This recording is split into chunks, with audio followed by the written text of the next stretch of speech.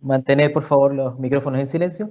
Reiterar los agradecimientos por su participación en este webinar. Quiero contarles que este webinar se está transmitiendo en dos canales en simultáneo, en español y en inglés. Tenemos espacio para preguntas durante la presentación. Tenemos dos bloques en la presentación, un bloque que es un bloque técnico, teórico y un bloque práctico. Cada bloque tendrá un espacio de preguntas en la mitad de la presentación y en la mitad de cada una de estas partes. Vamos a reducir el tiempo de preguntas a 5 minutos para no extendernos demasiado y podamos ir resolviendo de manera inmediata cualquier duda que vayan teniendo, haciéndolo ya sea en el canal de en español y en inglés. Les agradeceré sí, que puedan indicar cuando quieran hacer la pregunta. Se va a hacer la traducción a Steve y vamos a tener unos minutos, unos segundos de delay entre que ocurre la traducción. Bien, estamos en este webinar Practical Guide to a Healthy Sulfuric Acid Plant, una guía práctica para una planta de ácido sulfúrico saludable. La dictará el señor Steve Purcelli. Quiero presentar a Steve Purcelli, quien es ingeniero químico de la Universidad de Missouri, Roland, y cuenta con un MBA en la Universidad de Washington. Es un reconocido experto en la industria del ácido sulfúrico. Tiene amplia experiencia en diseño de plantas, desarrollo de materiales y de internos, y también en desarrollo de tecnología y en consultoría. Su carrera la desarrolló principalmente en Monsanto Envirochemical, MEX, DuPont actualmente, ocupando cargos como director de procesos y productos, vicepresidente técnico de Dynawave, vicepresidente de desarrollo de negocios, y es un consultor a nivel mundial en muchas plantas y actualmente es director técnico en el área técnica de Saconex, líder logístico de ácido sulfúrico y la industria química en los Estados Unidos. Con ustedes entonces vamos a dejar a don Steve Purcelli.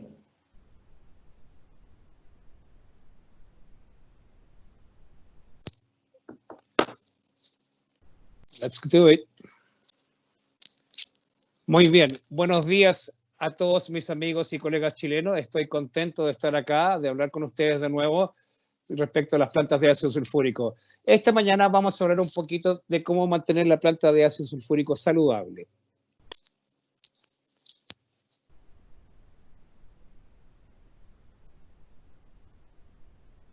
Muy bien, aquí vamos. Ahora, si uno visita a un doctor, muchas veces ellos van a utilizar chequeos simples para ver cómo está el estado de la salud. Por ejemplo, para una hernia, podrían hacerle un examen de tos. Los doctores muy a menudo alientan a las personas a autoexaminarse para el tema de cáncer. También van a verificar su presión y pulso sanguíneo para ver cómo está su corazón. También van a hacer lo que se llama el reflejo rotuliano, que te pegan en la rodilla con un pequeño martillito para ver si se mueve, para verificar el sistema nervioso. Bien, yo no soy un doctor, pero yo creo que sí tengo buenos consejos de cómo poder operar una planta de ácido sulfúrico. Así que hablemos un poco sobre eso. Hoy en día vamos a ver detección de niebla y cómo utilizar la prueba del palo, cómo interpretar los resultados, cómo utilizar las mirillas, cómo hacer inspección en video en línea y también por qué es importante drenar el ácido de los equipos. También vamos a hablar sobre los catalizadores, cómo utilizar la regla del dedo, ¿cierto? La regla de 51 grados. Hablar un poco sobre los temas de baja de presión y también los puntos de condensación y finalmente el ensuciamiento del enfriador de ácido. Antes de comenzar, vamos a hacer un poco de... ¿Listos? Muy bien. Bien, entonces, probablemente todos hemos llevado a cabo pruebas del palo. Y sabemos que algunas cosas son bastante obvias respecto al tamaño. Pueden ver que hay una amplia variedad de distintas partículas, hay grandes gotas.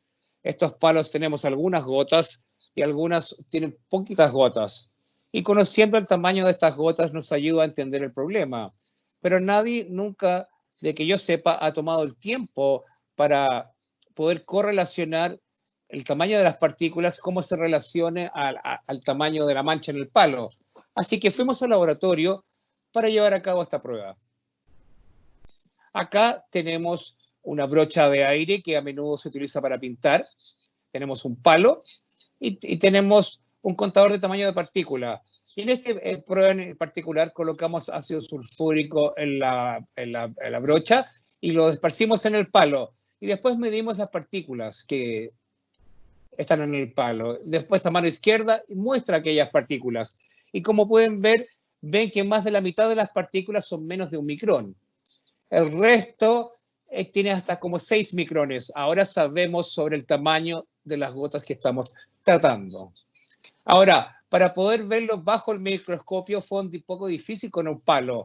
Así que, de hecho, colocamos una lámina del microscopio en el palo y sacamos eso utilizando pintura negra. Y de ahí vimos las áreas en particulares de la lámina que podíamos ubicar bajo el microscopio y vimos las partículas. Estas son partículas relativamente pequeñas, como pueden ver. Y como vimos bajo el microscopio, están entre 150 y 160 micrones en diámetro. Posteriormente vimos estas grandes acá, que son, como vimos en el microscopio, son medio milímetro de diámetro. Y también vimos que era bastante común, por lo tanto requeríamos saber el tamaño que era al continuar nuestra comprensión de esto. Ahora hemos visto el rango de los tamaños de las manchas en la lámina. ¿Qué podría significar esto en términos del tamaño de las partículas como gotitas de ácido? O de niebla, perdón. Tomé unos números, 1 micrón, 5 micrones y 25 micrones respecto a las gotas. Y después calculé el volumen con la fórmula 3/3 pi al cubo y saqué un valor en micrones cúbicos que ustedes pueden apreciar acá. Ahora, si yo presumo de que el diámetro de la mancha, la lámina, es 0,1 micrón de espesor, yo puedo calcular este volumen del tamaño, cuál sería el tamaño de la mancha. Así que una gotita de 1 micrón haría una mancha de 2,5 micrones de diámetro. Una gotita de 25 micrones haría una mancha de 325 micrones de diámetro. Y recuerden en la lámina anterior que la gota más grande que vimos fueron 600 micrones. Así que lo que esto indica es que incluso pequeñas gotas en el palo también son pequeñas partículas al venir de nuestro proceso. Ahora, eso es importante para saber cuando uno ve gotitas finas en el palo, si uno tiene partículas finas. Sabemos que las más grandes típicamente son arrastre. Vamos a hablar más de esto después. Pero lo que quería hacer con este experimento en específico era indicar que la mancha más pequeña que vi en la lámina era 4 micrones. Y cuando calculamos una gotita de 1 micrón, es igual a una mancha de 2,5 micrones en diámetro. Básicamente indica que todas las gotitas de submicrones en el fondo están bypaseando el palo. Y recuerden que el 50% más de las gotitas que medimos eran de medida submicrón. Esto es importante porque si estamos bypaseando gotitas finas, estas son las que vienen de la condensación del vapor del ácido sulfúrico de la fase de vapor a una gota. Así que uno podría tener a cierta niebla que pasa y uno lo va a notar en la prueba del palo. Vamos a hablar más de esto cuando lleguemos al lado práctico. Simplemente quería darles una calibración de cómo aquellas gotas se relacionan a las manchas en el palo.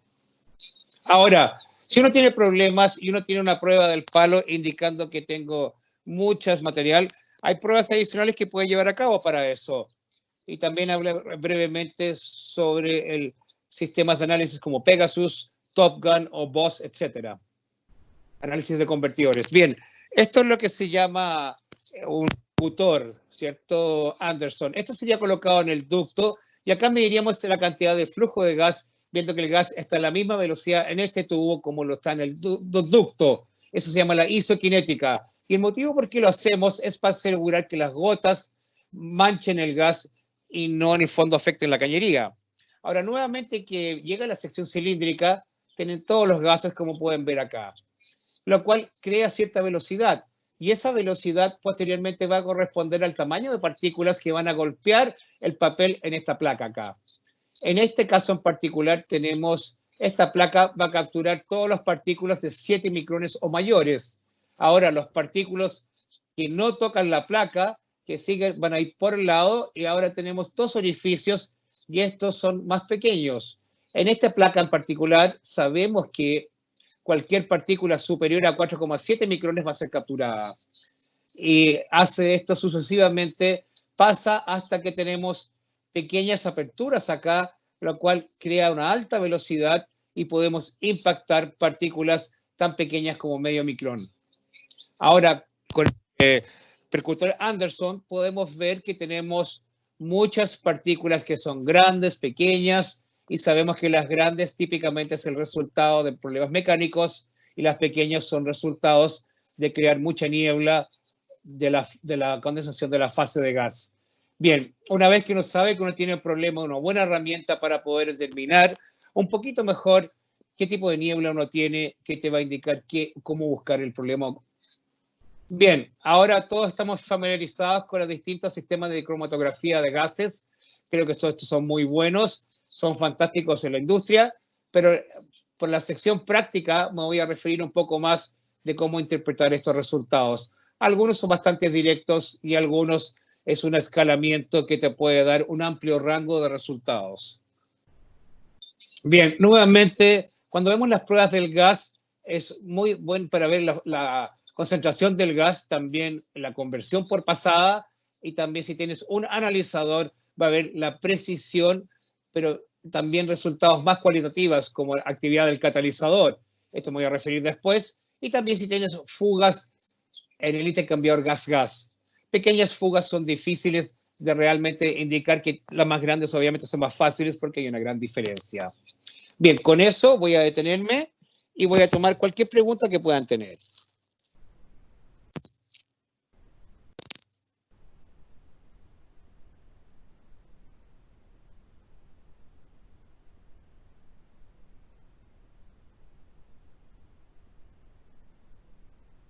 No una pregunta acá, Jürgen hablando.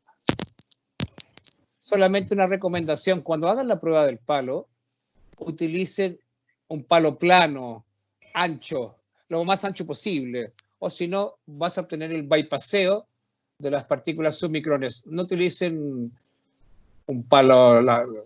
Sí, muy buen punto, porque... Yes. Steve, pregunta Gabriela Araya, Chupicamata. ¿Cuánto el tiempo de residencia que tiene que tener el palo a la salida del demistrato resecado para la prueba y sea eficiente? Y otro más, si se encuentran muchas gotas de un tamaño grande, ¿cuáles serían los equipos que estarían involucrados que estarían fallando? Muy bien, entonces yo te voy a mostrar algunos ejemplos después en la presentación, pero normalmente las pruebas del palo es un minuto. Y si las partículas son grandes, normalmente indica que tienes un rearrastre, lo cual significa que tienes un problema mecánico como una fuga de un encabezal de distribuidor o una falta de un sello o un gasket con fuga en un eliminador de niebla. Otro ejemplo que también puedo mostrar es cómo está configurado el ducto. Pero mantenga esta pregunta hasta hablar los ejemplos prácticos, y creo que esto va a ser más claro para usted. Ok, muchas gracias.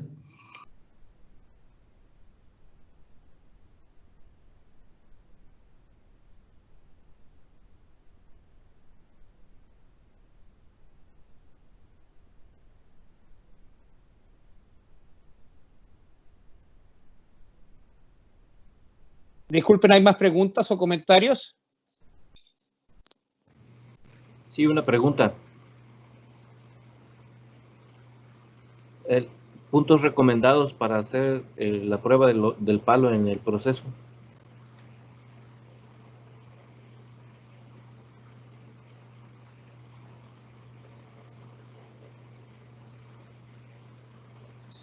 Estaba indicando yo que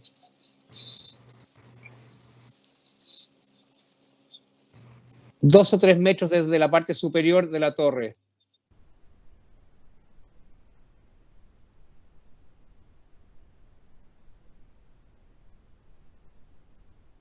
¿Alguna otra pregunta?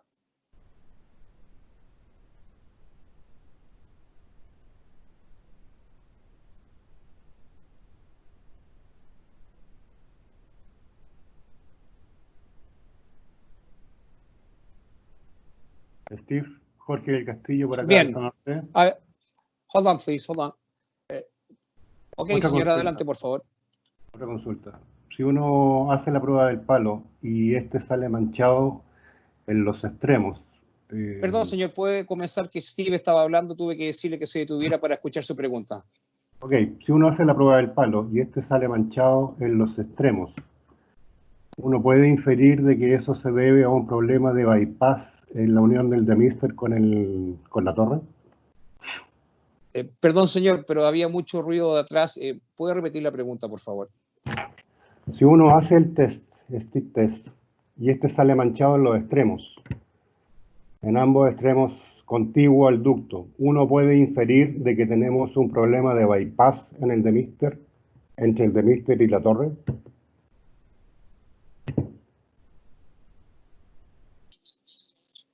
¿Con partículas grandes, indica usted?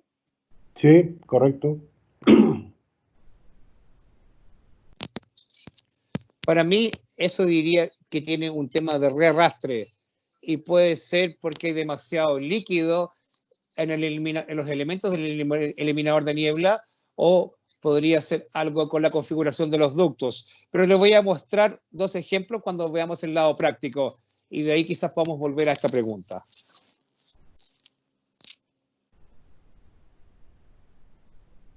¿Alguna otra consulta o comentario?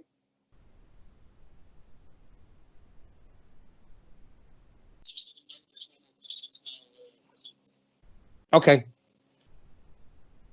Ok.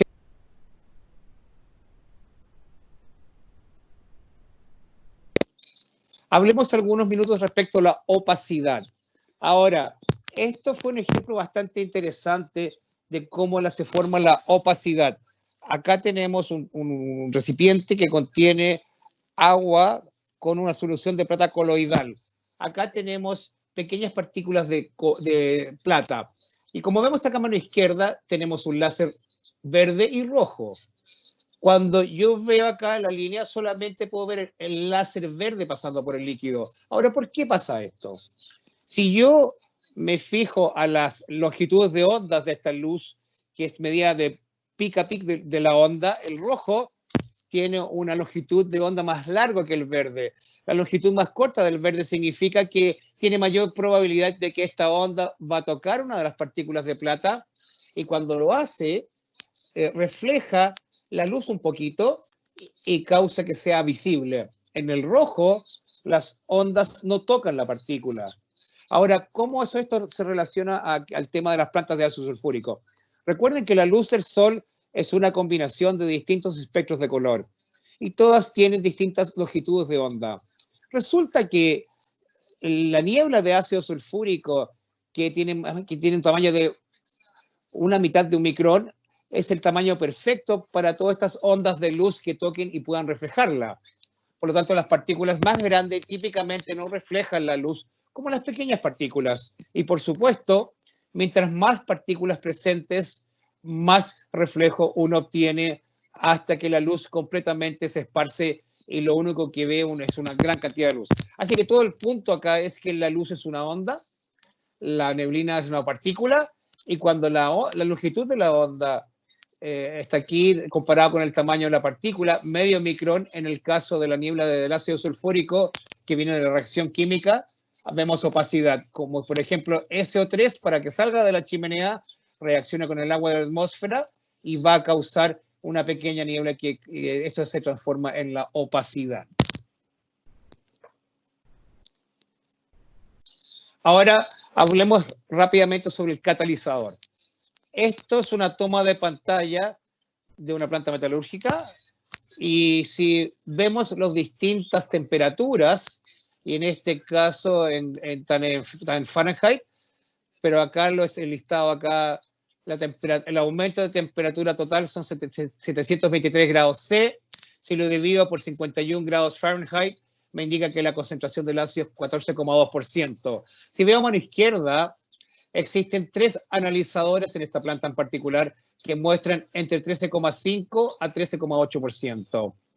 Por lo tanto, esto es una muy buena regla general para cuando divides el aumento de temperatura por 28,3 grados C y te va a llegar una concentración aproximada del gas SO2. Deben hacerlo cuando las temperaturas están fijas. Esto en el fondo para tener una sensación dónde están operando. Y encontré siendo que esto es muy útil cuando busco problemas para poder verificar los analizadores y especialmente la puesta en marcha cuando los analizadores fueron calibrados y no se puede confiar. Es una regla general que esta es bastante útil. Bien, hablemos un poco ahora sobre los puntos de condensación, porque los puntos de condensación son malos si tenemos antes de la torre de fusión porque hacen el goteo del ácido. Si vemos a mano izquierda, acá estamos viendo las torres de secado. Y lo que este gráfico está indicando es que existe una cantidad de vapor de agua que vamos a recibir del gas que sale de la torre de secado. Y distintas concentraciones de ácido, que ocupamos 3 colores distintos, puedo lograr la misma cantidad de vapor agua basado en la temperatura en la que opero. Por ejemplo, en 98% ácido, alrededor de 80 grados C, me va a dar el buen secado. O si voy a 96% de ácido o 95% de ácido, es alrededor de 65 grados C. Y si voy a 93% ácido, va a ser en el rango de 53 C. Todas aquellas temperaturas en las distintas concentraciones con la cantidad de agua. Algunas personas me han preguntado si es un problema operar a temperatura más baja en mi torre de secado. La respuesta es no. Desde un punto de vista de secado de agua está bien. Sin embargo, si yo hago mi ácido muy frío en la torre de secado, significa que tengo que transferir mayor calor en mi intercambiador de calor gas-gas que quizás no puedan manejar. Pero desde el punto de vista de proceso, temperaturas más bajas para mayor remoción de agua. Bien, ahora vamos a mano derecha, el gráfico acá, para hablar sobre condensación de ácido antes que pase al paso a mi torre intermedia. Acá ustedes pueden ver, al ir aumentando la temperatura, mi agua sube exponencialmente. Lo que esto indica, esta es la temperatura de condensación antes de salir de la torre. Al aumentar esta temperatura, también la cantidad de agua que está en el sistema. Por lo tanto, la cantidad de ácido que puedo condensar. Si yo tengo, por ejemplo, una buena temperatura de la torre de secado de menos 50, incluso en el punto de condensación, la cantidad de ácido que se va a formar va a ser muy pequeña. Si yo tengo una alta punto de condensación, digamos menos 10, pueden ver que tengo mucho más agua, que lo cual va a querer decir que voy a tener mucho más goteo de ácido. Entonces, no solamente el punto de condensación es importante para generar estos goteos de ácido, también es importante por la cantidad de ácido que puedan generar. Una observación final. Es interesante que el punto de condensación en la torre de interpasa siempre es una correlación directamente proporcional a la temperatura del punto de condensación de mi torre de secado. Por lo tanto, al ir aumentando el punto de condensación de mi torre de secado, también el punto de condensación antes de mi torre interpasada. Y simplemente quería indicar esto para indicar que la temperatura de la torre de secado y la concentración del ácido es muy importante en la temperatura de condensación y en la cantidad de ácido, de goteo de ácido que puedan generar. Enfriadores de ácidos. Lo que yo puedo indicar es que no todo el mundo tiene este problema, pero si tiene sílice en el agua de dilución, uno puede tener incrustaciones en el lado del ácido de su enfriador. Y este es ese material negro que ven acá, casi un 90%, 95% de sílice. Ahora, monitorear digamos, una planta en particular hace varios años, durante un año la monitoreé, y esto es mi enfriador del secado de dilución, donde tomaba ácido 98% y lo diluía al 93%. Y ven que con el tiempo vemos pérdida de coeficiente de transferencia de calor, excepto acá, que fue bastante más bajo acá. Como ustedes pueden ver el cambio acá, tienen bypasses. Entonces, empezó a bajar el enfriamiento, bypaseaba y mantenía mi transferencia de calor donde estaba ahí. Y lo que es interesante, si ustedes ven acá, esto fue en verano, ustedes pueden ver que la transferencia de calor subió un poco porque cerré el bypass, lo cual fue un poco más el agua de enfriamiento un poco más caliente e ingresaba al sistema. Ustedes pueden ver que este ayudó durante la bajada, se limpió, estaba sucio, y este es el coeficiente de transferencia de calor después de la limpieza. Una vez que remueves este material, puedes recuperar la transferencia en tu planta de ácido. Bien, vamos a parar si hay alguna pregunta adicional ahora, antes de comenzar a hablar sobre el lado práctico de las cosas. ¿Alguna pregunta, comentario, por favor? Sí, nuevamente Gabriel Araya, Chuquicamata. ¿Me puede explicar nuevamente la gráfica de temperatura de la torre secado con el secado? Exactamente, esa gráfica, por favor. ¿Acá a mano izquierda? Sí, correcto. Ambas gráficas, nuevamente la de la mano izquierda, con la que tiene relación la concentración con las temperaturas y el porcentaje secado.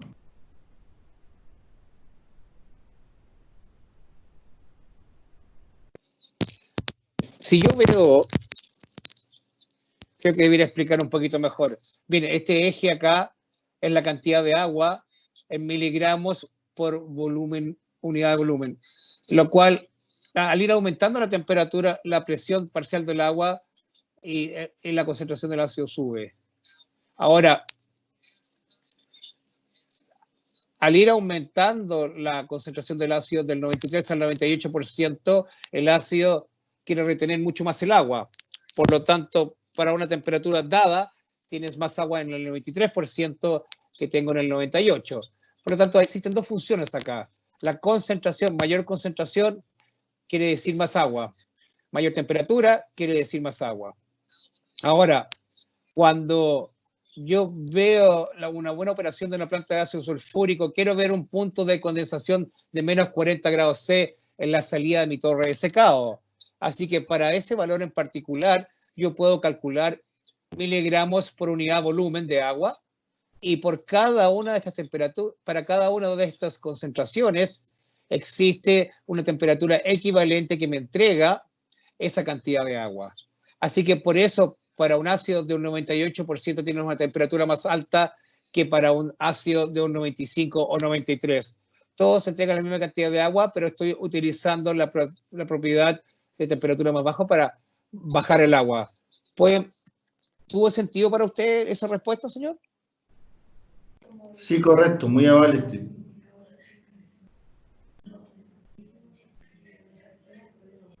Bien, viendo esto acá, hay dos cosas en este gráfico. Esta es mi temperatura de punto de condensación en el eje X, y esta es la cantidad de agua que sale de mi torre de secado basada en la temperatura de punto de condensación. La línea roja indica que al ir aumentando mi temperatura, también el punto de condensación antes de la torre de absorción intermedia.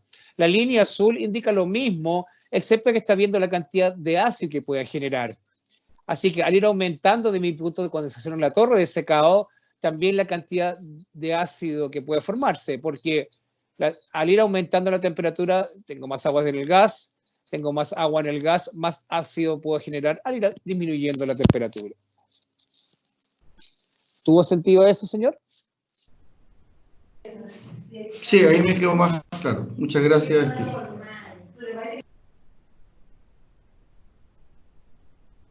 ¿Alguna otra pregunta o comentario?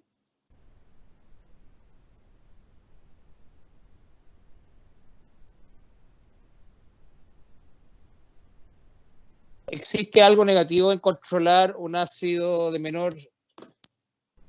Yes, I'm doing it. Bien, el ácido generalmente no, pero existe un punto de preocupación acá.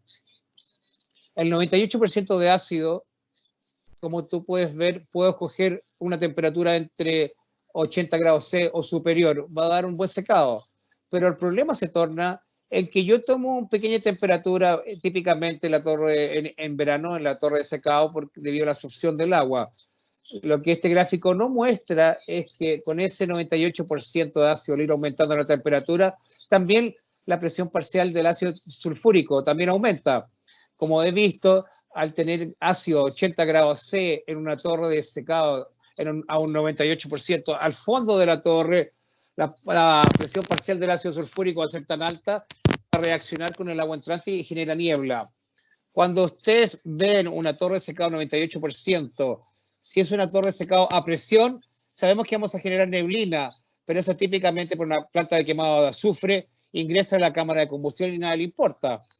En una planta metalúrgica donde estamos extrayendo gas de la torre, esa niebla va a causar corrosión, vibración y corrosión. Si por algún motivo tuviera un ácido de un 98% en una sección de una torre de secado de la planta de quemado de azufre, la temperatura no debe ser más de 70 grados C para minimizar la formación de niebla ácida en la parte inferior de la torre.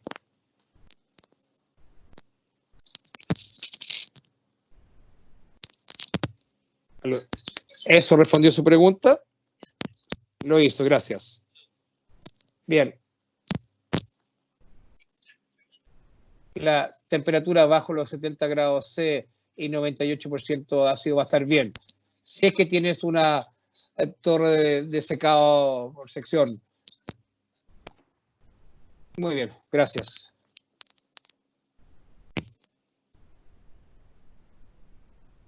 ¿Alguna otra pregunta o comentario? Steve, otra pregunta respecto del secado. Steve. No. ¿Me escuchas? Aló, aló. Adelante, señor, por favor. Sí. De acuerdo a tu experiencia, ¿cuál sería la temperatura límite de dew point para una torre de secado en una planta metalúrgica del 96%?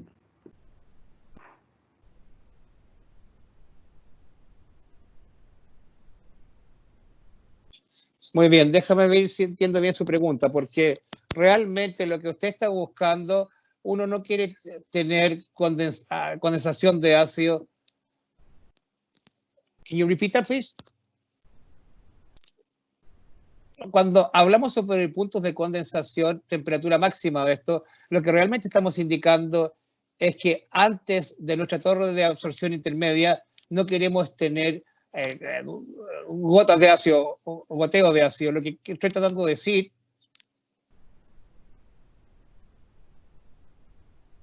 la temperatura, la entrada de la torre de absorción va a fijar el punto máximo de condensación que puedes tener en la torre de secado. Porque varía de planta en planta. ¿Le sirve esa respuesta? ¿Le puede satisfactoria esa respuesta, señor? Sí, correcto. Gracias. Yes.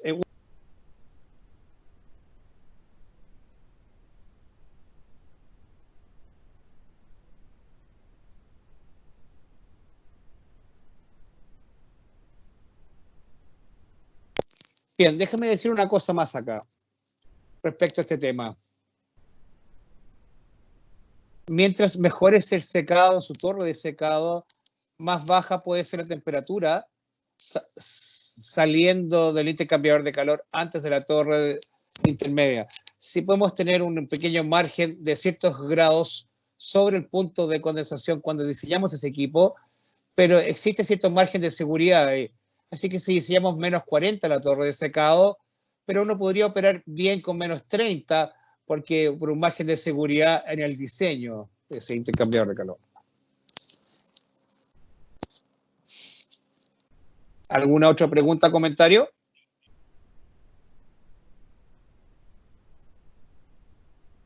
Mientras más alto el punto de condensación en la torre de secado, indica Jürgens.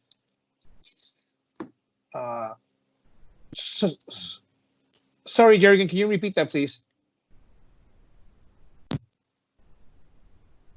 indiqué que en términos simples, mientras más alto tu temperatura de punto de condensación en la torre de secado, mientras más alto tienes que tener tu temperatura de entrada en tu torre de intermedia, ¿cierto? Para prevenir la formación de gotas.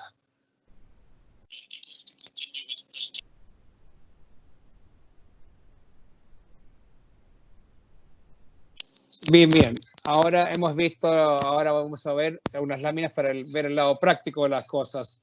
Y quiero comenzar utilizando herramientas de diagnóstico de niebla. Hablamos de la prueba del palo, si sabe que tienen un problema. También las mirillas también o pueden tener inspección por video. Si ustedes colocan una mirilla, tengo cierto consejo de cómo poder hacerlo. Típicamente si pueden hacer 2 mirillas es mejor, porque pueden tener una para colocar la luz y otra para poder observar. Si uno hace la observación durante el día, algunas veces, como en esta imagen, tiene suficiente luz solar y puedes ver sin problema, pero hay otros casos donde el sol no penetra a toda la torre y yo he sacado un espejo y utilizo la luz solar y la puedo reflejar la luz solar, o algunas veces lo que tienes que hacer es colocar alguna manta o algo para taparte para minimizar la cantidad de luz que ingresa por la mirilla a la cual uno está observando. También pueden hacerlo en la noche con una fuerte luz de linterna. O lo que van a estar buscando es un par de cosas. Una, si uno ve humo saliendo por ahí, eso es típicamente niebla. O si uno ve, por ejemplo, pequeños cantidades de agua con ácido, con burbujas. Eso significa que tienes fugas de las empaquetaduras acá, de los planches. Muy bien. Hablemos sobre llevar a cabo la prueba del palo. Hablamos anteriormente que queremos tener un palo cuadrado, no redondo, ¿cierto? Que sea liso. Queremos que las partículas golpeen en la superficie del palo. Al ocupar un palo redondo, va a ensuciar el gas. Una medida típica son 50 por 50 milímetros y queremos que sea un poquito más largo que el ducto y la boquilla cuando está totalmente insertado en el ducto. Antes de comenzar, lo primero que deben hacer es abrir la válvula y sacar los sulfatos de la válvula, porque si no lo hacen cuando colocan el palo, en el fondo va a esconder ciertos resultados, va a generar manchas negras. A mí me gusta utilizar un paño para minimizar esto. Cuando hacen la remoción de esto, algunas personas colocan el palo, abren la válvula y colocan el palo. Esa es su opción.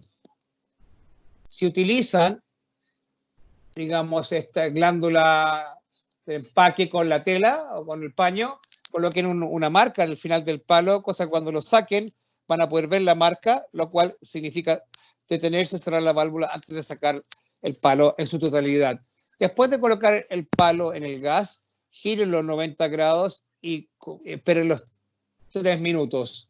Cuando lo hagan, marquen el lado, lo cual fue utilizado para la prueba de 1 minuto o el tiempo que ustedes que escojan para poder verlo posteriormente. Y tengan cuidado de no tocar el palo contra la boquilla porque esto va a colocar manchas negras en el palo.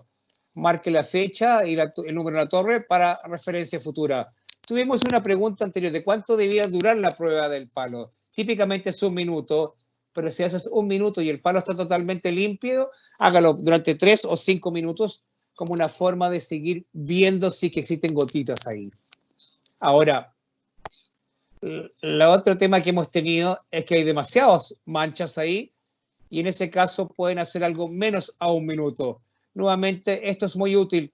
Si lo colocan 1 minuto y está totalmente negro, no te dice nada. Si lo coloco ahí durante 1 o 2 segundos para ver si las gotas son pequeñas o grandes, para poder entender qué tipo de problema estoy buscando.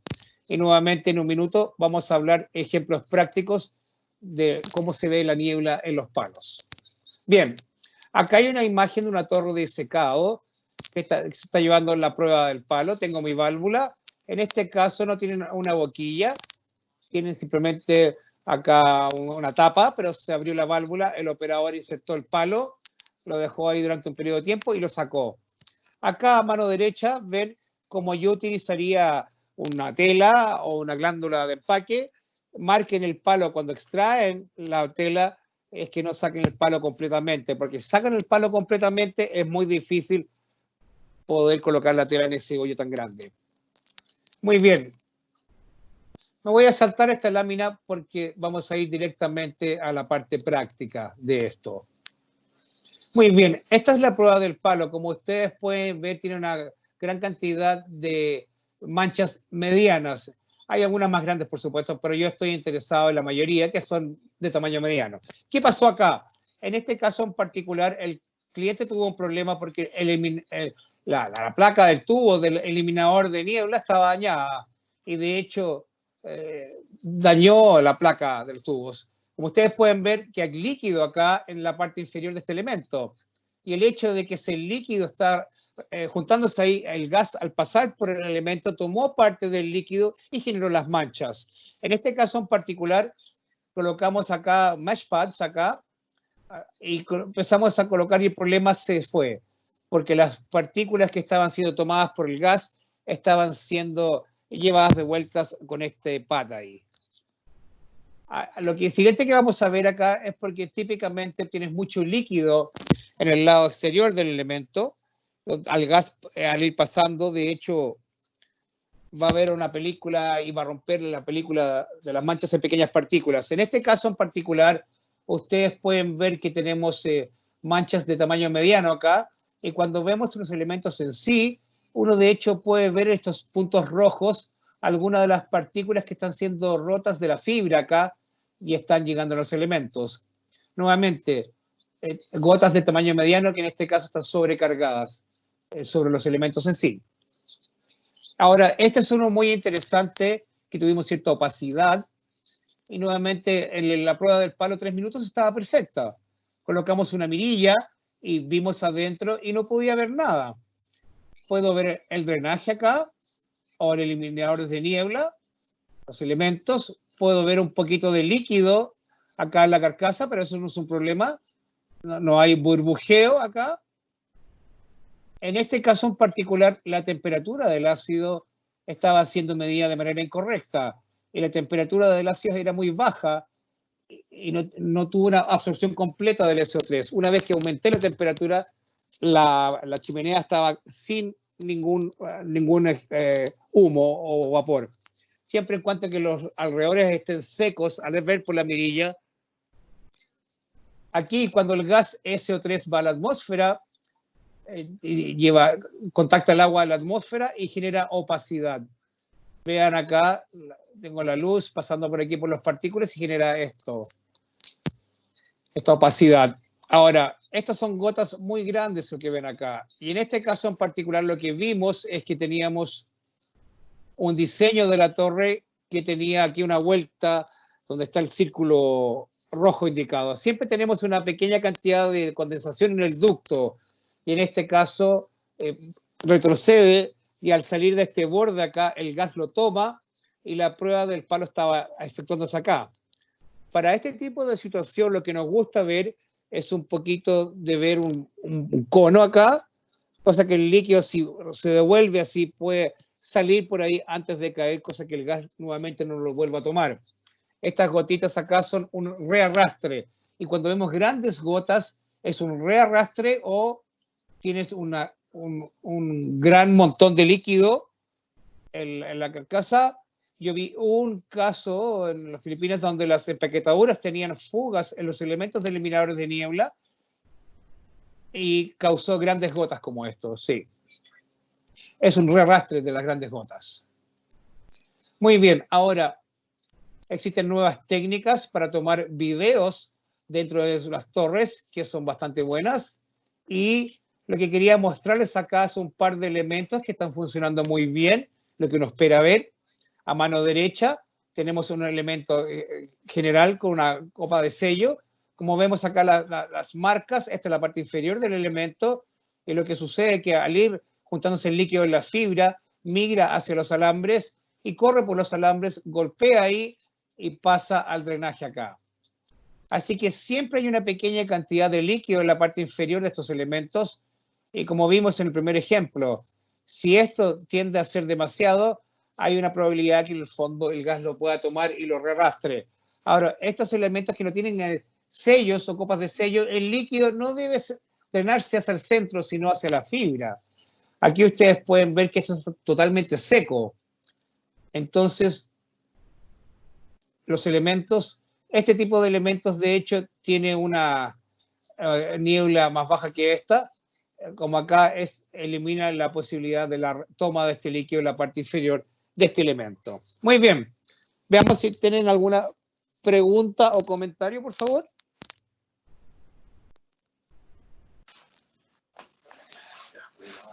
¿Aló? Adelante, por favor. Sí, Mario, va a por acá una consulta respecto a la prueba del palo en la torre de absorción intermedia. Al tener una alta presión de gas, ¿alguna recomendación para evitar esta proyección mientras realizamos la prueba?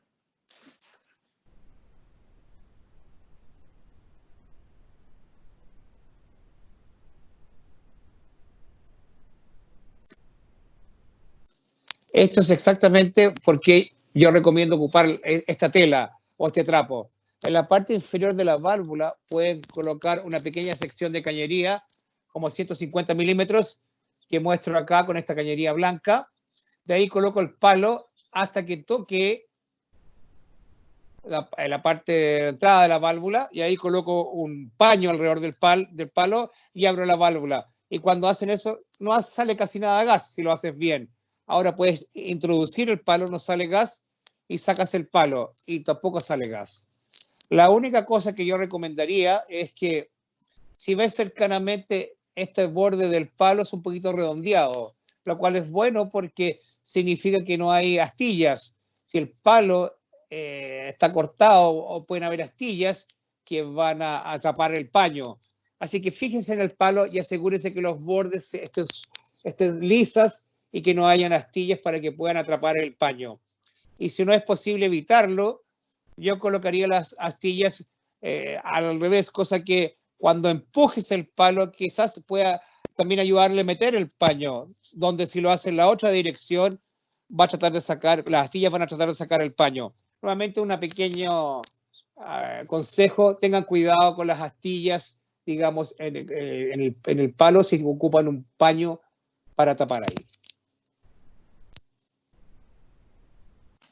Ok, muchas gracias.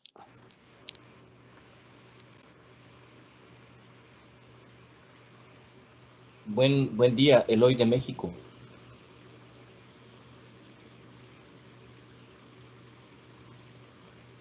Por favor, señor, adelante. Mencionaste, Steve, que un ácido frío permite la fuga del SO3. ¿Qué tan frío es eso? ¿Temperatura?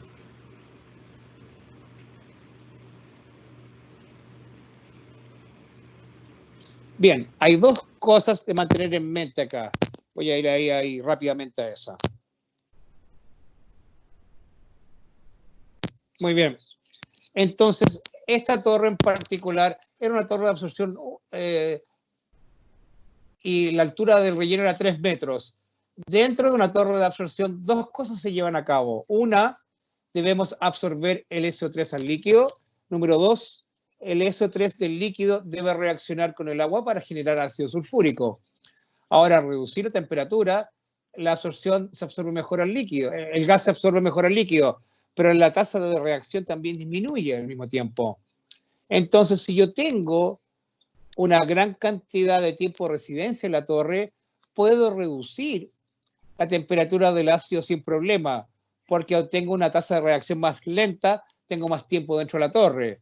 Y en esta torre en particular, como 3 metros de relleno, el tiempo de reacción es corto. Así que cuando redujimos la temperatura a 70 grados C, vimos esta opacidad. Ahora, si usted tuviese 5 metros de relleno, esto nunca hubiera pasado. Entonces, mi punto es que es más o menos 70, 75 grados C cuando uno puede tener problemas, pero si uno tiene harto relleno en la torre o tienes una torre de gran diámetro, uno podría o no ver este problema.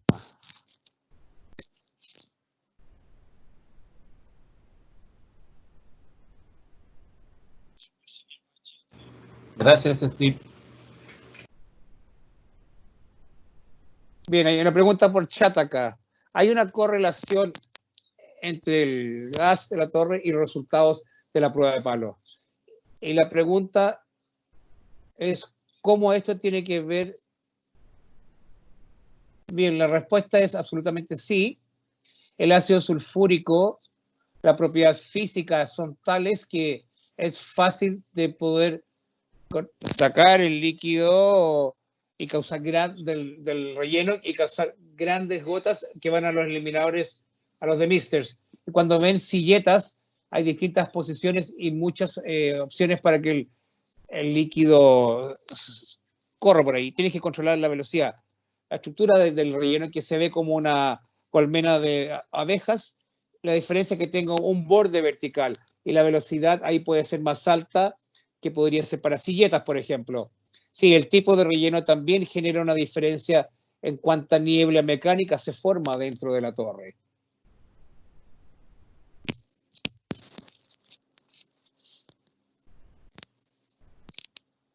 ¿Algún otro comentario o pregunta?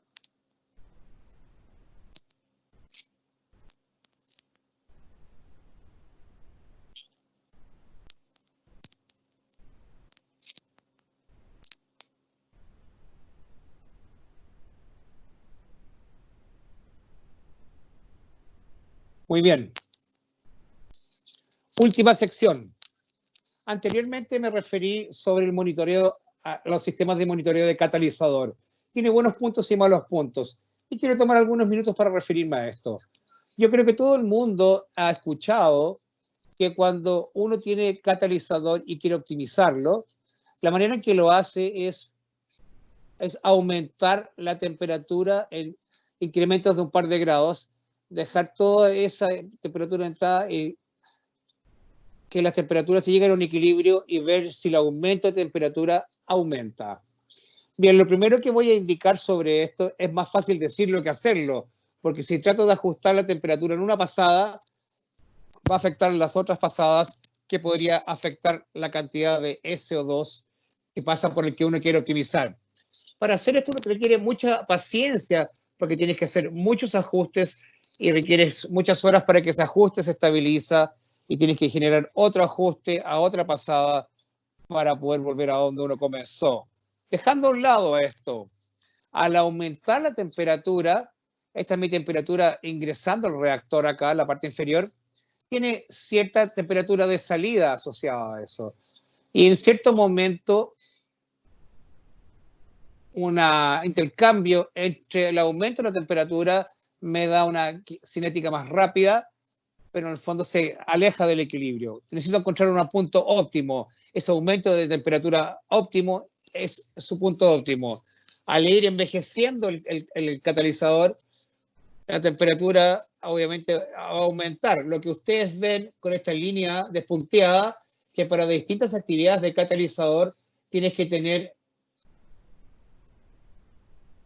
temperaturas de entrada cada vez más altas para encontrar el punto óptimo. Por eso ustedes pueden ver estos puntos en el pic de estas curvas.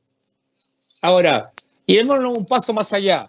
Creo que ahora tengo un problema y llamo a la persona de prueba de gases. Van a mostrar el gas y lo primero que uno averigua es que ellos han visto el punto que está acá, lo cual es más que el equilibrio. ¿Cómo sucede eso? Para eso yo indico, recordando que los convertidores son bastante grandes y que esta temperatura de entrada es un pequeño punto que estamos midiendo que quizás no represente el promedio de todos los puntos del convertidor. Por lo tanto, en la realidad, este punto, la temperatura probablemente es medida correctamente, pero quizás la temperatura de entrada que medimos no fue representada acá. O quizás la medición de gas no estaba correcta. Si uno ve superior al equilibrio, me indica que probablemente que uno de estos puntos no está bien tomado. Ahora, puedo llevar esto un paso más allá incluso. Ahora, las personas generalmente van a tomar esta información y te van a indicar la actividad del catalizador. Es aquí donde tienes que aplicar un juicio real. ¿Por qué? Yo puedo tomar dos puntos distintos que tienen la misma cantidad de conversión y tener distintas actividades. Esta acá 60% y esta acá entre 80 y 100%. ¿Por qué sucede esto? Bien, porque nunca obtengo todo exacto. Si yo presumo que la temperatura de entrada está correcta, va a indicar que para esta cantidad de conversión, esta debería ser su temperatura de salida, la cual podría calzar con la planta. O si presumo que esta temperatura de salida, que medida es correcta, quizás no calce con la temperatura de entrada. Casi toda la gente que lleva a cabo estas pruebas van a fijarse en la temperatura de salida, que probablemente es algo bueno que hacer, pero lo que quiero indicar acá es que, especialmente en esta área acá, la diferencia entre un 100 y 80% de actividad es muy pequeño. Por lo tanto, con estas pequeñas diferencias en la medición de la temperatura o la cantidad de conversión de CO2 puede tener un gran impacto en tu actividad. Así que mi único punto acá es tengan cuidado con las actividades que se les indican y hablen un poquito más sobre el tema de las pruebas, de cómo todas las entradas, salidas y temperaturas de entradas, salidas y conversión, y ver si la temperatura de salida es la opción correcta o hay algo más que tenga mayor sentido. Como por ejemplo, la temperatura de entrada es más precisa, quizás eso. Juicio de ingeniería. Hablen con las personas que llevan a cabo la prueba, que les muestren los datos y cómo llegaron a esa conclusión. Ese es mi consejo respecto a esto. Lo siguiente respecto al catalizador, voy a hablar sobre el arneo. Acá arriba tenemos nuestras típicas formas de catalizador, ¿no? Y lo que uno no quiere hacer es morlerlos al ir, en el fondo, arneándolas, sacando los bordes, haciendo esta forma de estrellas en cilindros o rompiéndolos, ¿cierto? Porque esto es lo que va a pasar. Estos son datos de una planta y ustedes pueden apreciar acá que cada vez es más corto y corto acá. No vale la pena ahorrar dinero a colocar catalizador roto y en vez de obtener un funcionamiento de 9 meses, en vez de colocar buen catalizador y obtener 24 meses de operación. Acá ustedes pueden ver esto es separado por las cámaras, asegurarse que el arneo del catalizador no sea muy rápido y asegurarse que los chips rotos no sean vueltas y ser colocadas. Muy bien, también voy a mencionar en términos de conversión, si tienen una salida de SO3 de su torre de absorción intermedia, si tienen un impacto negativo en la conversión, un poquito de humo, como estamos viendo acá, está bien, pero definitivamente no queremos tener una gran cantidad si abrimos una válvula aguas abajo de la torre de absorción. Puntos de condensación. Un par de lugares distintos donde podemos medir los puntos de condensación. El punto más común es en la torre de secado. Y el lugar para hacer esto es después del principal compresor, porque tenemos un buen punto de presión. Puedo sacar ahí de esta conexión y tomar un pequeño flujo saliendo de ahí. Ustedes pueden ver que aquí hay una copa retenedora. Lo que tengo acá es acetona y después tengo dióxido, el dry ice, que es el hielo seco. Tomo y lo rompo en pequeños pedazos y empiezo a colocarlo acá en la copa con acetona. Ahora, no llenen la copa de acetona, con acetona completamente, porque cuando coloquen el hielo seco va a hervir y se va a rebalsar. Quizás la mitad a 3/4 lleno con acetona. Pero el motivo por qué coloco pequeñas piezas de hielo seco, quiero bajar la temperatura de la copa con acetona lentamente, porque si lo hago muy rápido no voy a poder ver lo que sucede. En este caso en particular, menos 40, y veo un poquito acá de formación acá. Típicamente lo que hago, me detengo colocando el hielo seco, veo la temperatura aumentar y empiezo a colocar nuevamente el hielo seco para repetir la temperatura, para ver el punto de condensación acá en menos 40. Después de llevar a cabo esta prueba, esta copa normalmente se corroe con ácido sulfúrico, se torna negra. Asegúrense de tener, ¿cierto?, un polidor. Puede sacar esto y limpiarlo antes de llevar a cabo la siguiente prueba. Ahora vayamos antes de la torre de absorción intermedia. Si hay algún tipo de fuga en la planta de quemado de azufre o no pueden hacer un punto de condensación de la prueba de la torre de secado, es otra prueba que pueden hacer ¿Cómo funciona esto? Tomas un pequeño tubo como este, o puede ser un tubo, o cualquier que puedan tener, donde el gas ingrese y salga. Lo llevan a la planta, lo colocan al proceso de un punto de testeo o de presión y dejan pasar el gas. Ahora, cuando primero lo abren, van a ver cierta niebla o van a ver medio borroso. Uno, porque esto está frío, genera niebla. O B, solamente hay mucha humedad ya en el vidrio y va a reaccionar con el SO3 y va a generar niebla. Si ustedes dejan que el gas continúe fluyendo por un rato, el vidrio se va a calentar, el agua va a reaccionar con el SO3 y va a corroer. Ahora, si se sigue manteniendo medio nebuloso, tienes un problema de punto de condensación. En plantas de quemado de azufre tienen un par de oportunidades donde se puede introducir agua al sistema. Si yo trato de ir aguas arriba y repetir esta prueba, se torna un poco más difícil porque estoy tomando un gas muy caliente, digamos, lo tomo de la primera pasada del supercalentador, donde la temperatura está a 650 C. Ese punto está sobre el punto, ese gas está sobre el punto de condensación. Y una vez que saco el agua de vapor inicial, nuevamente va a estar claro, incluso si existe agua en el sistema. Lo que quiero decir respecto a esta prueba, que es bueno decirles si tienen problemas de puntos de condensación, pero no es tan bueno para poder determinar dónde está exactamente, porque si enfrías el gas, controlas las temperaturas de enfriamiento, quizás nunca lleguen al punto de condensación. Muy bien, una cosa más. Cuando se vuelve a arrancar las plantas, cuando las detienen, o hay condiciones transientes, como ven en las plantas metalúrgicas, van a llegar al punto de condensación. Siempre es importante tener drenajes donde el gas es más frío, antes de la torre de absorción intermedia o el intercambiador de gas, o también las plantas de quemado de azufre en el economizador. Deben ir, abrir esta válvula, drenar el ácido a un balde u otro contenedor. Esto está en un carro, así que puede ser tirado y ser deshecho. La manera típica de hacer eso es colocar acá con un transmisor de nivel acá. Si yo tengo condensación de ácido acá en mi economizador, el ácido va a caer acá y cuando sube, sabes que cuando suena la alarma, sabes que vas a tener un problema y puedes enviar a alguien para verificar. De cualquier manera es bueno. Creo que es mejor tener a los operadores revisarlo una vez por turno para ver si sale ácido o no.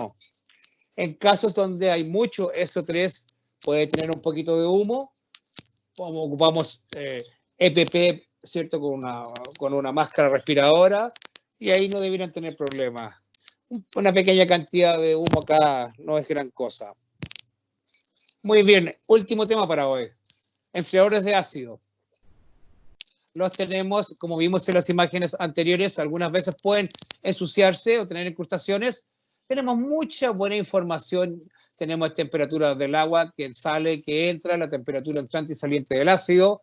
Tenemos también un porcentaje abierto en el bypass, pero no sabemos cuánto está pasando.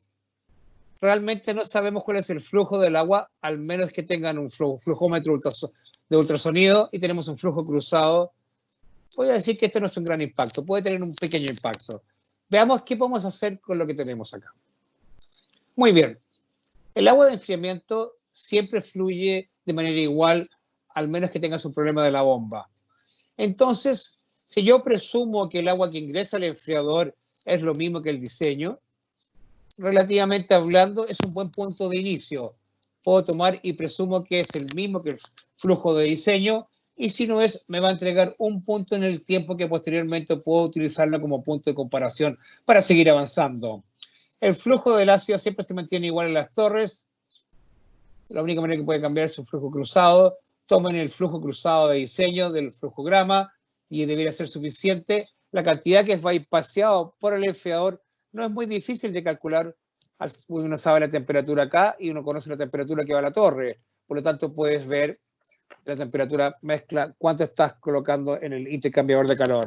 Y lo último que voy a indicar es que su coeficiente, lo voy a mostrar un poco más en un minuto. Bien, hablemos sobre calculando el coeficiente de transferencia de calor. Yo conozco mi temperatura entrante y saliente, puedo calcular las temperaturas, yo sé el área del enfriador, y también por mi flujo y mi diferencia de temperatura puedo calcular el intercambio de calor. Lo único que no sé, puedo calcular el coeficiente del trazado de calor.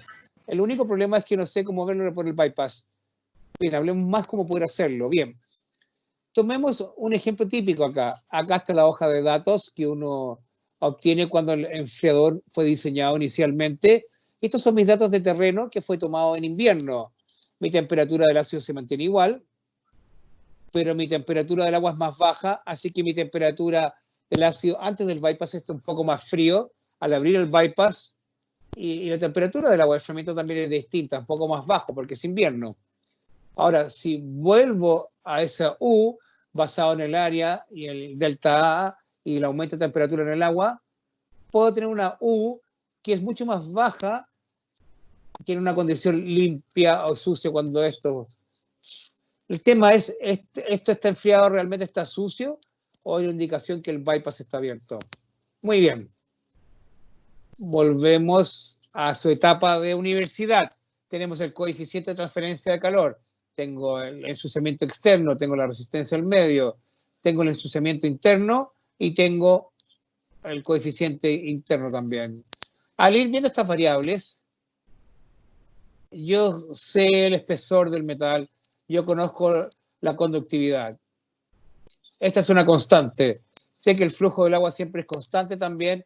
Puedo escoger un coeficiente de transferencia de calor de mi hoja de datos o puedo presumir de un texto que es típico, pero debe estar muy cercano. Ahora, la información que realmente estoy buscando es la siguiente.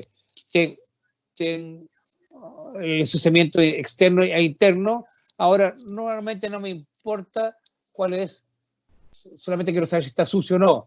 La única información que no tengo es coeficiente de calor exterior por ese bypass, porque va cambiando y pasando por ahí. Si yo presumo que estas son constantes, los cuales son, y si coloco estos dos juntos, puedo simplificar esto para indicar tengo una constante, más tengo ensuciamiento, más tengo un coeficiente de película por el lado del ácido, que es igual al coeficiente de calor que recién calculé. Por lo tanto, puedo resolver para el ensuciamiento porque conozco el coeficiente de calor, el coeficiente de transferencia de calor. Entonces, hice un modelamiento computacional viendo el flujo de diseño del enfriador versus el coeficiente de la película, en lo que encontré que es casi lineal. Por lo tanto, si uno sabe que tiene un coeficiente de transferencia de calor en un 100% que era 1000 y 50% van a ser 500, eso es bastante fácil para ajustar el bypass. Habiendo hecho todo esto, yo sé que mi coeficiente del agua es siempre casi igual, o puedes utilizar la hoja de datos, la conductividad del metal, puedes encontrarlo en el libro de datos de ingeniería, y también proporcionando estos dos términos en la fórmula, yo calculo el coeficiente de transferencia de calor basado en la temperatura de los delta T. Yo conozco mi coeficiente de transferencia de calor típica. Nuevamente, si tienes una hoja de datos del proveedor, te indican este dato, puedo ajustarla también basado en la cantidad de ácido que pasa por el bypass. Una vez que tengo todo esto, puedo calcular el ensuciamiento. El cálculo general indica que cuando calculo el ensuciamiento es más o menos un tercio del permiso de ensuciamiento de las indicado en las hojas de datos. Incluso acá, que el intercambiador de calor puede estar sucio. Cuando indico el ensuciamiento, indica que tenemos mucho todavía por tener. Pueden hacer presunciones y casi todo esto no cambia. Y las cosas claves que sí cambian, podemos volver a esta tabla y podemos ajustarla. Posteriormente podemos ver, incluso si los datos no son correctos exactamente, puedo verlo relativamente en el primer punto del intercambiador de calor está limpio y ver cómo las cosas van progresando. Yo sé que es un poco complicado, si toman tiempo para verlo después, no es tan complicado. Finalmente hay que enfocarse en el tema de los constantes. Tengo un coeficiente de ensuciamiento y este es un término que puedo ajustar basado en el bypass y por lo tanto la ecuación se torna bastante simple. Y esto les permite tener una idea de ver cuán sucio está su enfriador de ácido y saber cuándo tengan que detener la planta para poder limpiarlo. Bien, eso es todo lo que tengo para hoy. Y creo que el resumen de todo esto es que si uno coloca un pequeño esfuerzo para ir y seguir los coeficientes, tomar pruebas de palo, pruebas de presión, pueden tener una buena idea de cómo opera su planta y van a saber qué tienen que ir a buscar si es que tienen una oportunidad para una detención general, para hacer reparaciones o limpiezas. Con eso, muchas gracias por su tiempo y vamos a abrir la palabra ahora por si hay alguna pregunta final. Muchas gracias. ¿Algún comentario o pregunta final? Hola, aquí Lisette Vicencio de la Fundación de Potrerillos. Quería consultar si es posible calcular el fouling para intercambiadores de placas.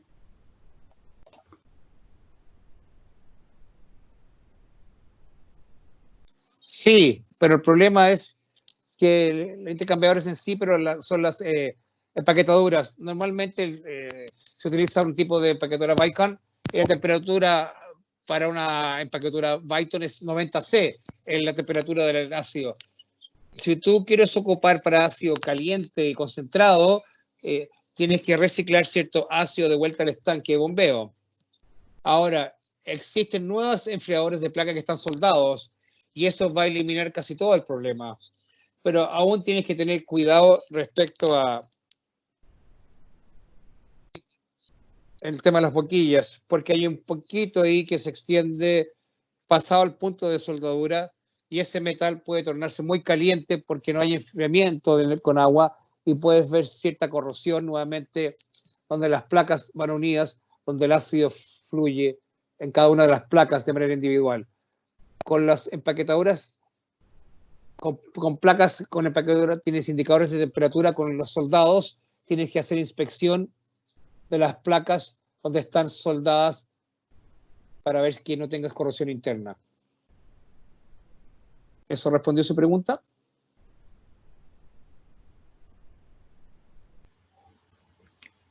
Muchas gracias, Steve.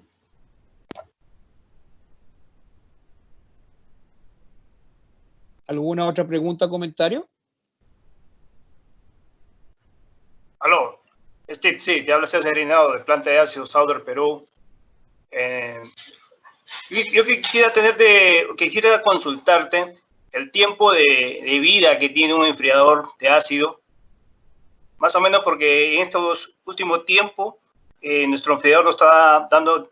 Perdón, señor, no le escuché bien. ¿Puede repetir la pregunta, por favor? Sí, te preguntaba más o menos cuál es el tiempo de vida de un enfriador de ácido que trabaja con agua de mar.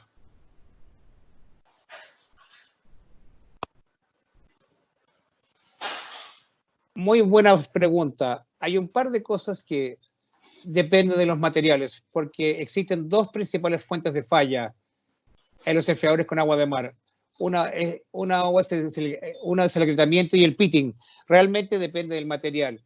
El material clásico para enfriamiento con agua de mar es 904L. Yo diría que si lo tratas muy bien, te puede dar 10 a 20 años.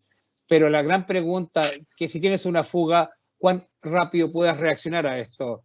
Y he visto enfriadores de ácido destruidos porque se dejaron mucho tiempo ahí y tuvieron muchas fugas aguas abajo debido al ácido débil. Pero hay muchos materiales nuevos que son mucho mejores, más resistentes al picado y al agrietamiento por estrés.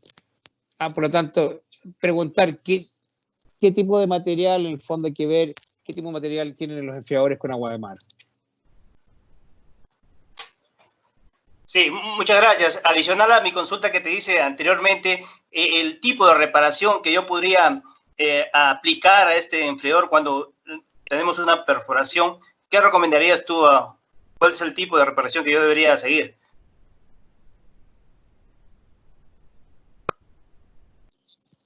Creo que solamente tienes una opción y creo que es insertar un tapón y soldarlo. He visto muchas veces que cuando hay una fuga, la unión del tubo a la carcasa se daña y si simplemente colocas un tapón va a generar fuga, pero con la fluctuación de temperatura, si es colocado ahí, se va a soltar con el tiempo. Por lo tanto, debes colocar un tapón ahí y debes soldarlo. Ahora, algunas personas han dicho que existen estos tapones expansivos para tubos. Uno se llama el Papa Plug, que se coloca ahí mecánicamente, pero no creo que sean adecuados para ácido sulfúrico a lo largo. Funcionan durante un corto periodo de tiempo, pero potencialmente van a tener fuga. Finalmente, coloquen un tapón y soldar el tapón ahí, en la carcasa. Muchas gracias, Steve.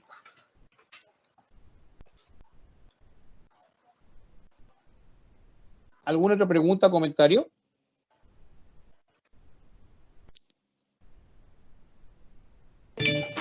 Steve, sí, Gabriel Arrecho, Quiquamata, nuevamente.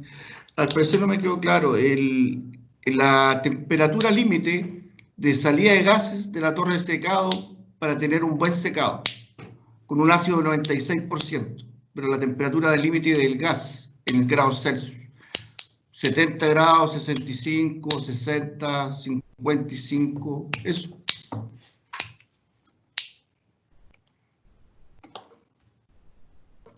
En ácido 96%, ¿correcto? Correcto, Steve, con ácido 96. 65 grados C, alrededor de eso. Déjame volver a esa tabla rápidamente.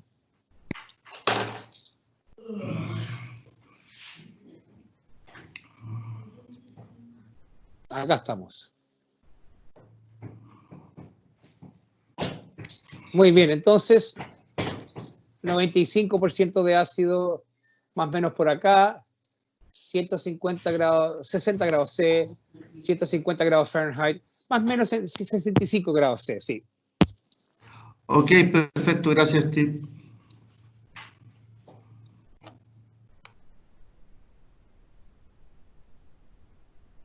¿Alguna otra pregunta o comentario?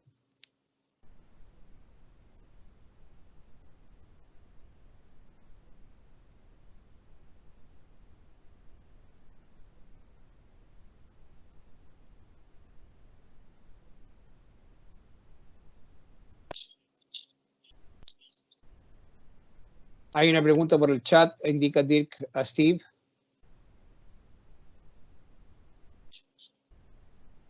Por el lado español. Sorry guys, I can't see it.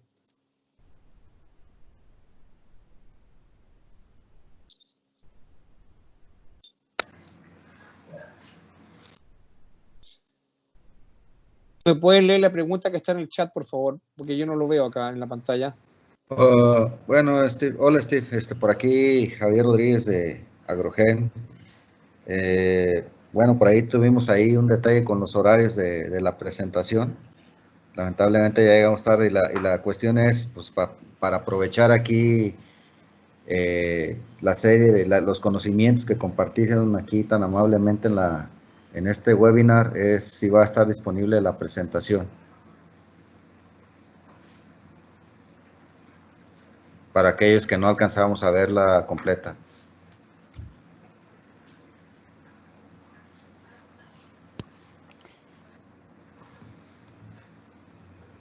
Disculpa, Javier. Sí, va a estar disponible de los detalles. Sí, sí, estaría contento de compartir esta información. Muchísimas gracias. Bueno, como información general va a estar disponible el link con el video de toda esta charla. Muchísimas gracias.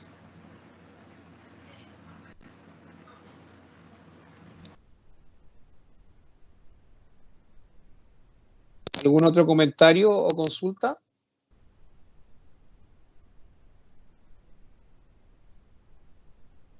Hola Steve, Emanuel Briones por acá. Quisiera hacer una consulta sobre el procedimiento para determinar el grado de ensuciamiento con respecto al diseño de los intercambiadores de calor. ¿Este procedimiento también se puede aplicar para intercambiadores de calor gas-gas? Debido a que me da la sensación de que el ensuciamiento no es tan uniforme como podría ser en un acid cooler.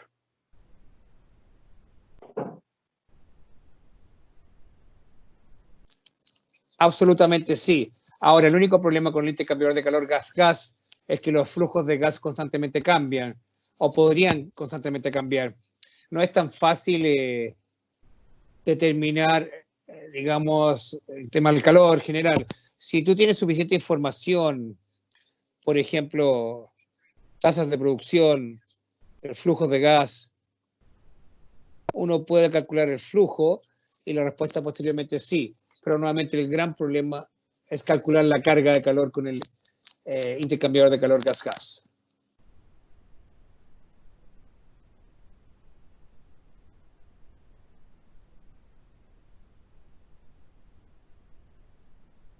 ¿Alguna otra pregunta o comentario? Steve, Sebastián Pacheco de la Fundición Ventana.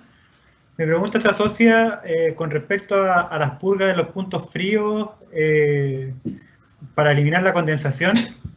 La pregunta es si es que tienen o tienes alguna referencia de la cantidad con la cual uno se podría medir para ir comparando, para ver si estamos bien o mal con la condensación.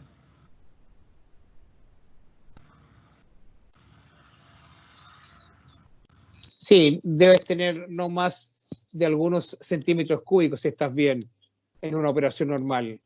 Si tienes 1 litro, yo me empezaría a preocupar. Si tienes varios litros, tienes un gran problema.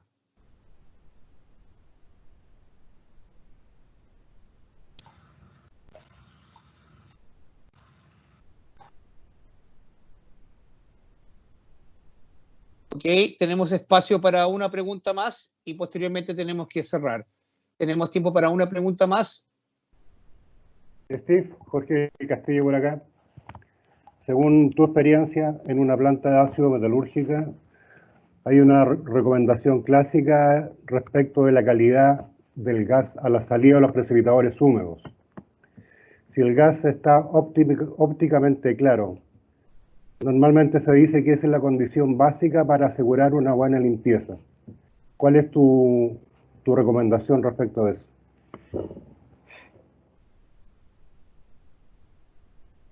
Si está ópticamente clara, generalmente no tienes un problema. Si empiezas a ver cierta neblina ahí, tienes una vía más corta entre los catalizadores.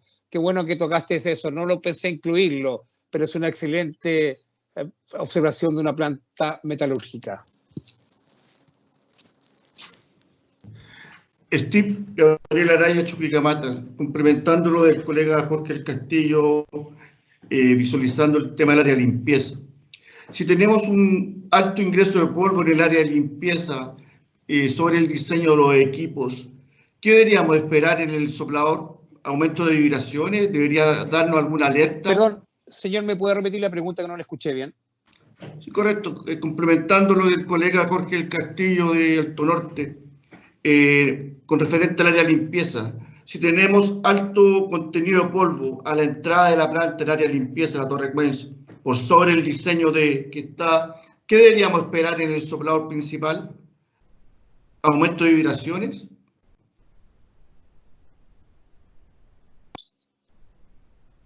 Absolutamente correcto, porque esas pequeñas partículas van a afectar y quizás no van a haber quizás mucha vibración cuando esté funcionando, pero si haces una detención o parada vas a tener un gran problema.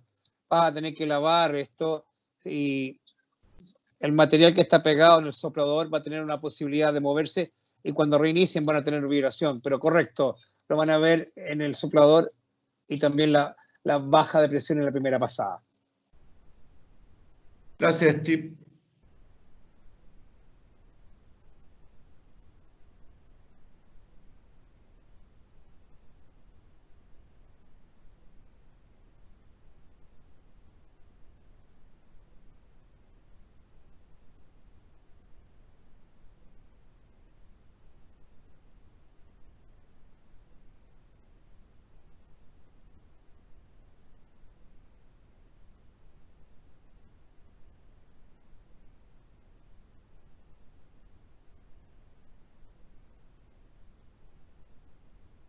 Ok.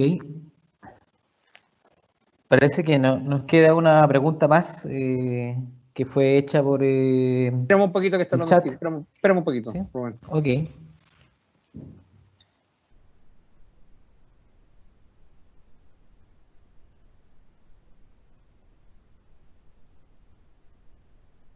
Adelante con la última pregunta, Rubén, por favor. Sí, mire, dice Steve, últimamente en nuestra planta hemos notado el levantamiento de los demister de la torre de secado.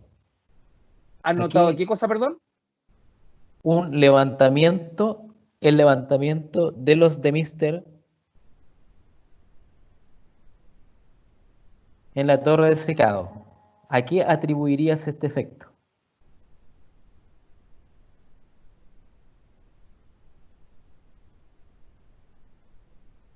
Bien, aclaremos primero, tienen los demisters tipo mashpad, ¿cierto?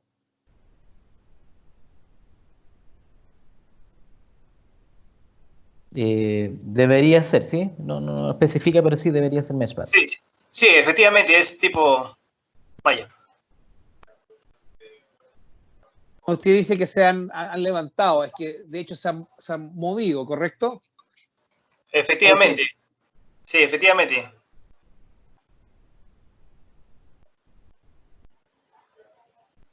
Bien, recuerden que un meshpad es una gran área plana. Entonces, un poquito de pérdida de presión causa mucha presión en esa área plana.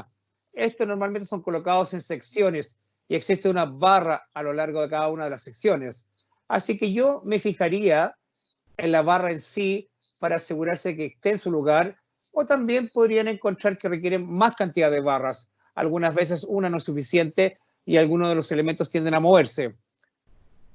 Entonces, pueden ir en la siguiente ahí y poder colocarle alambre ahí también en la próxima detención. Verifiquen los bordes para asegurarse que todos los soportes estén en su lugar y que las cañerías en la parte superior también estén ahí. Esos se mueven es porque la pérdida de presión mayor coloca mayor fuerza y no haya suficiente soporte para mantenerlos en su lugar.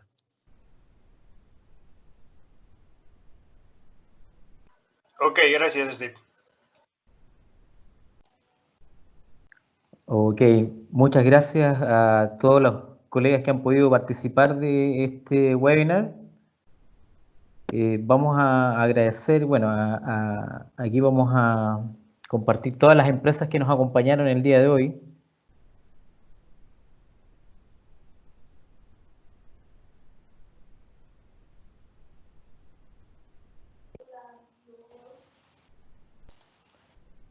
También quiero invitarles a que puedan responder una encuesta que vamos a compartir en el chat de la sala en español.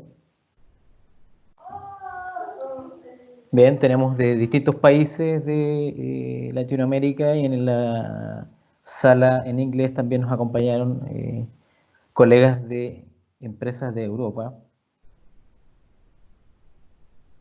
Información importante para quienes nos acompañan. En el próximo webinar vamos a compartir sobre tecnología PeelSeal. Y vamos a estar compartiendo esta invitación a través de nuestros canales. Y también invitarles a obtener más información sobre nuestros cursos abiertos que tenemos programados para realizar durante la semana del 25 de mayo y para un curso de operación de ácido sulfúrico quema de azufre y un curso de operación de planta de ácido sulfúrico metalúrgica el día 15, desde el día 15 de junio. Estamos muy agradecidos de su participación. Puede contactarnos para cualquier consulta y vamos a dejar esta presentación guardada como video para compartirla a través de nuestros canales, a través de LinkedIn y nuestra página web. Muchas gracias a todos, gracias Steve por esta excelente presentación y nos vemos próximamente en un próximo webinar. Chao, gracias. Gracias. Gracias. Chao, muchas gracias. Gracias a todos. Saludos a todos los colegas. Sí. Muchas gracias. Saludos a todos. Sí. No olviden, por favor, responder nuestra encuesta. Muchas gracias. Gracias a todos. Chao, Rubén. Muchas gracias. Muchas gracias. Gracias. Hasta luego.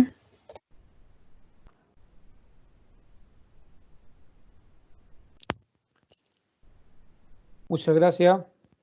Hasta luego. Ok. Adiós, Manuel.